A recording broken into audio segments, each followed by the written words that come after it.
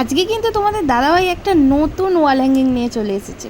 ছোটো পিচবোর্ডের টুকরো আর paper cup দিয়ে এত সুন্দর ওয়াল হ্যাঙ্গিং হয় আমি ভাবতেই পারিনি।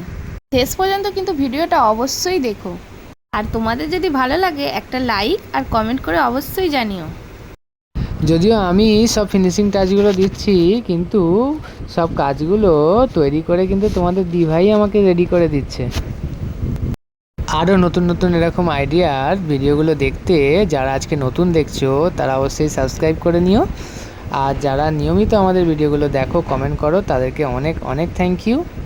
আমরা তো এখানে রানি কালার আর ব্ল্যাক দিয়ে কম্বিনেশনটা করেছি, তোমরা চাইলে লাল হলুদ বা নীল সাদাও করে দেখতে পারো, আশা করি ভালো লাগবে। ঘরের দেওয়ালে কিন্তু এটা সাজিয়ে রাখলে তোমাদের কিন্তু খুবই ভালো লাগবে আমার মনে হয়। কি গো, তোমার কেমন লাগলো? দারুণ। আরও এরকম ভিডিও নিয়ে খুব তাড়াতাড়ি আসছি। আজকের মতো টাটা।